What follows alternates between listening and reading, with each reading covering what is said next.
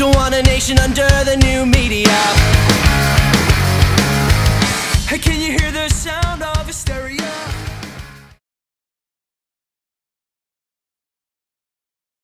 My name is Pfutzenreuter. I'm a full-time music faculty here, professor in music, and this semester I'm directing the American Idiot, the musical. Since it's my last year before I retire, and Reed Edelman, our theater arts instructor, was taking a sabbatical, I asked him if it'd be possible for me to direct the last show of this year, and he said yes. And then we were playing around with other shows to possibly produce, and a couple others came to mind. One was Spring Awakening, another rock show that had been on Broadway several years ago. We looked at Phantom of the Opera, which of course is big and huge, but also I always really liked Green Day and liked the idea of American Idiot, and the students and the theater arts students just really, that's the one they wanted. So that's why we went with American Idiot. American Idiot was a theme-based album by Green Day in 2005, and it had kind of a loose storyline through it about a young guy losing his way in the post 9/11 time. Then the writers of Spring Awakening, the musical, thought that this might be, that album storyline might be developed into a stage play. We are the kids of war and peace, from Anaheim to the Middle East. We are stories and disciples of the Jesus of Suburbia. Land of make-believe, and don't believe in me. Land of make-believe, and don't believe. And I don't care. I don't care. I don't care. They expanded it from being just one guy losing his way to three young men after post 9/11 in a suburb, and one of the main guys, Johnny, is called the Jesus of Suburbia. He and another of his friends decide to go to the big city because they feel like they're wasting away in suburbia.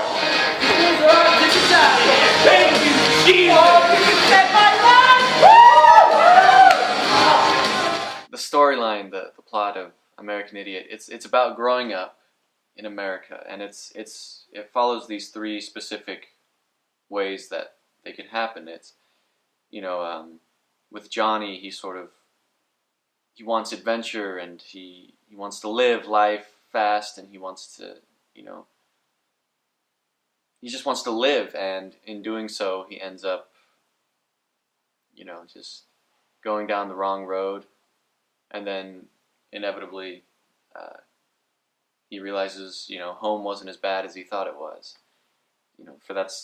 For my character Johnny, that's essentially his arc. And with with Will and Tunny, he ends up going to the military, and it's a totally different experience for him. His life has changed.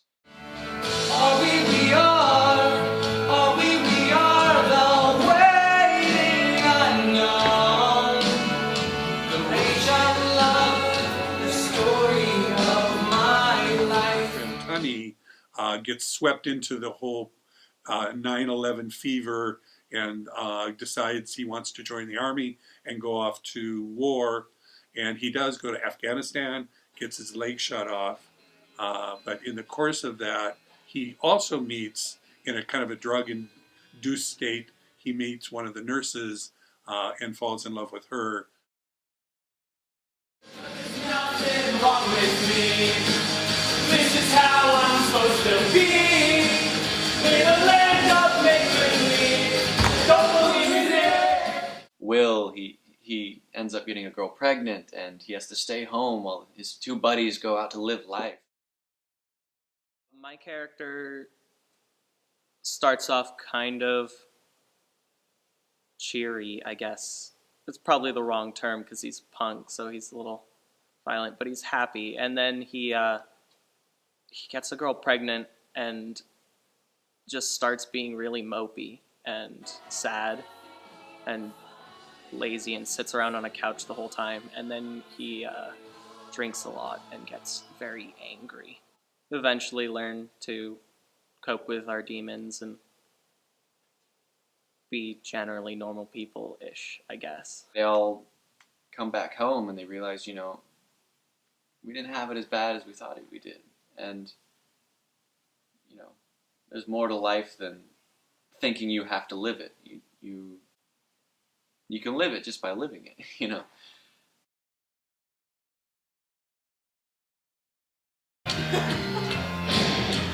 Hail to the President, yes, sir. All the way is the podcast net. I'm polarizing, I won't tell what. We'll criticize your government. It's kind of it's definitely a collaboration of a choreographer, a music director, the director, working with the actors. You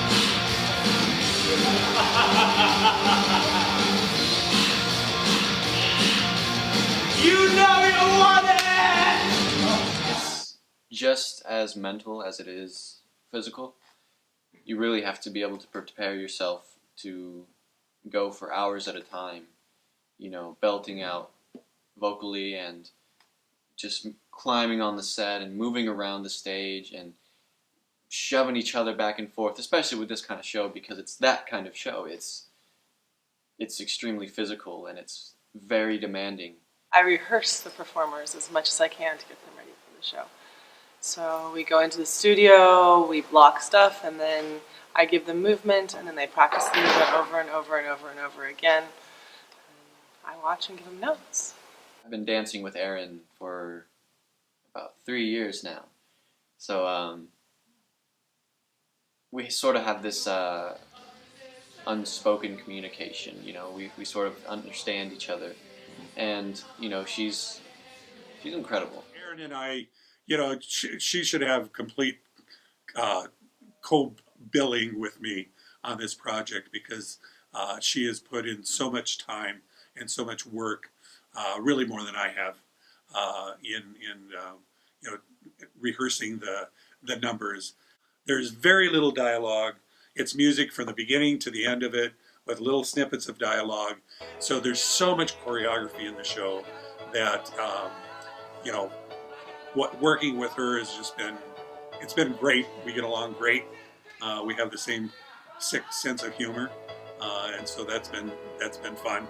And she's no shrinking violet. She'll tell them when they're not doing something right, and she doesn't mince any words. So, but everybody loves her dearly. So, Eryn's been great. Hey, of the day, at the end of the lost day, signs misleading to the way. Hey, of the day, lost hey, no one really seems to care. Song Jesus of Suburbia. Ooh, that's for those who don't know, that's actually a 9-minute song with dynamic shifts within the song. The central theme, I'd say, it's all about identifying who these characters are and then saying, where are they going? And by the end of the song, you realize they're getting the hell out of the town. They hate where they're from. They need to get out of there. And that's all they want. Jesus of Suburbia, not only is it super catchy number, it also tells so much story in such a compact and rather swift way. So in a piece like Jesus of Suburbia, you work with contrast. So you try and get one section to be as big and as wild as possible and allow them to do a lot of self-direction, and you give them a larger concept that they get to improv on.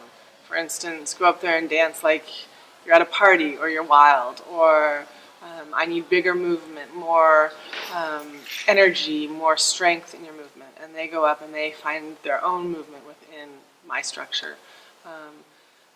And then we juxtapose that with something that is very choreographed and very even, and bring the energy down based on the text that's around it, and go into something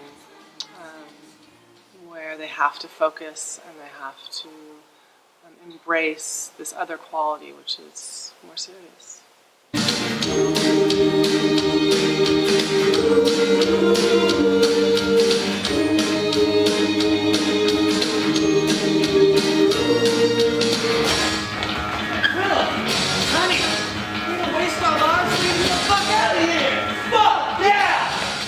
As I've gone through the rehearsal process, I keep getting new favorite songs. You know, when I first started 21 Guns, you know, just because I remember it from the album, I really like that tune. 21 guns, lay down your arms, give up the fight. Boulevard of Broken Dreams, of course, is a great tune, and so that was one of my favorites. You know, it's kind of been as I've worked on each number, each one becomes my new favorite one, but then I find a new one like afterward, you know, really soon after that. So it's really hard to single it out, but I would say Boulevard of Broken Dreams is one of my favorite tunes out of the show. Right now, I really like Let Her Bomb. I love the energy that what's her name, Melanie, is able to bring to it, and the strength behind all the women behind her. So it feels very passionate, and it's a relief to see that kind of passion come from a female character in this show. You know the Jesus of Suburbia, the Saint Jimmy is a criminal. You want the sweet in your mother's love. Maybe you're a dirty child. It's not over till you're underground. It's not over far too late. This city's burning. It's not burning. It's not over far too late. One street takes life out, takes but it's leaving it behind. Wake up! Street takes life out, takes I'm leaving you tonight. I'm leaving you tonight.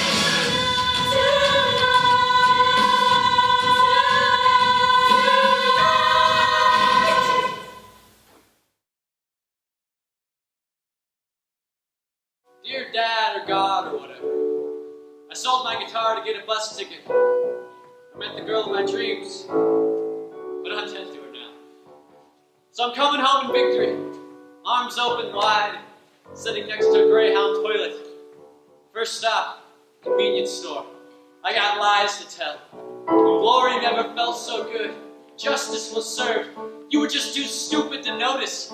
That's why I love you. P.S. Take a fucking shower! If you know the album and know Green Day, you probably will have some idea of what you're coming to hear, actually, not necessarily see.